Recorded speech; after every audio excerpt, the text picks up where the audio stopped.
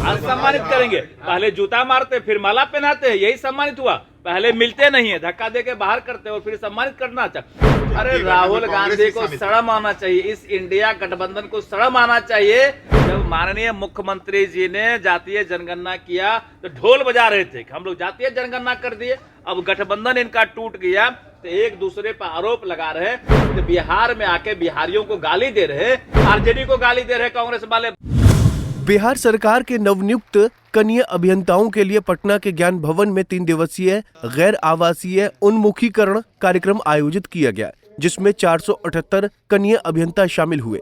कार्यक्रम का उद्घाटन बिहार सरकार के लोक स्वास्थ्य अभियंत्रण विभाग के मंत्री नीरज कुमार सिंह ने किया।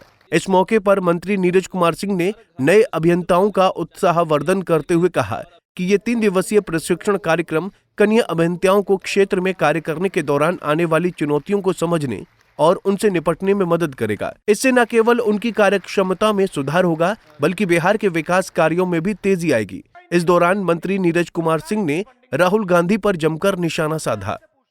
देखिए, राहुल गांधी जी को कोई व्यवहारिक ज्ञान नहीं है, उनको इस देश का ज्ञान नहीं है, उनको यहाँ के लोगों का ज्ञान नहीं है, उनको इतिहास भूगोल का ज्ञान नहीं है। वो समय आता है तो कह देते हम जलेबी का फैक्ट्री लगाएंगे, कह देते हम आलू से सोना निकालेंगे, और वही हाल उन्होंने कल करने का काम किया।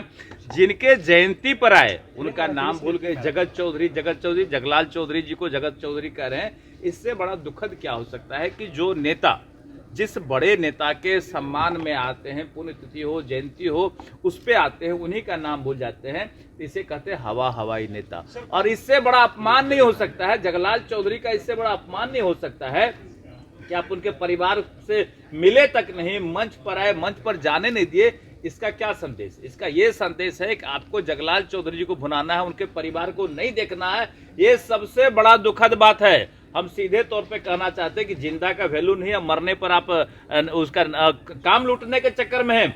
ये सबसे गलत परंपरा है, गलत प्रथा है। हम इस प्रथा पे सभी पार्टी को संदेश देना चाहते हैं। अगर कुछ करना चाहते हैं तो उनके पीढ़ी को, उनके वंशज को देखिए, जो हम लोग करने का काम करते हैं। जो बड़े नेता है उन पे फूल चढ़ाते हैं, उनके परिवार के तरफ देखते नहीं है। ये काफी दुखद और चिंताजनक है। आज सम्मानित करेंगे। पहले जूता मारते फिर माला पहनाते, यही सम्मानित हुआ। पहले मिलते नहीं है, धक्का देके बाहर करते और फिर सम्मानित करना चाहते। जो व्यक्ति, जो पार्टी ऐसे नेताओं का नाम तक भूल जाते हैं, वो क्या सम्मानित करेंगे? जब मीडिया में चला है, आपका धन्यवाद देते हैं कि आपने जब इस चीज को मीडिया में चलाया तो उनकी नींद खुली कि सम्मानित करेंगे। एक बार धक्का देते हैं और जूता मार देते हैं, दूसरी बार कहते हैं कि माला पहनाएंगे। ये काफी दुखद और चिंताजनक है। अपने हम जो भी इतिहास पुरुष रहे हैं, जो भी हमारे क्रांतिकारी रहे हैं, जो भी हमारे देश के सेनानी रहे हैं, हम उनका सम्मान करते हैं और उनके परिवार का भी सम्मान करते हैं। ये हमारा कर्तव्य होना चाहिए। ये नहीं कि क्रांतिकारी मर गए, उनके परिवार को हम देखें ना। ये काफी दुखद, चिंताजनक है। हम सबका सम्मान करते हैं। बिहार में जातीय गणना पर लगातार दूसरी बार पटना में आकर के सवाल उठा रहे हैं, जबकि उस अरे राहुल गांधी को शर्म आना चाहिए, इस इंडिया गठबंधन को शर्म आना चाहिए। जब माननीय मुख्यमंत्री जी ने जातीय जनगणना किया तो ढोल बजा रहे थे कि हम लोग जातीय जनगणना कर दिए, अब गठबंधन इनका टूट गया तो एक दूसरे पर आरोप लगा रहे हैं। पहले आरजेडी से पूछिए, पहले और उनके दल से पूछिए कि ये वैल्यू किसने, कौन लोग इसको माने हैं जातीय जनगणना को।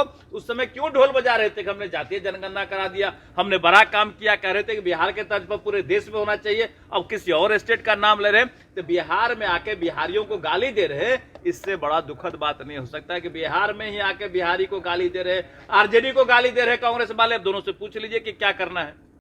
वहीं मंत्री नीरज कुमार सिंह ने यह भी जोर दिया कि सरकार विकास परियोजनाओं में गुणवत्ता और पारदर्शिता बनाए रखने के लिए प्रतिबद्ध है और कनीय अभियंताओं की भूमिका इसमें महत्वपूर्ण होगी।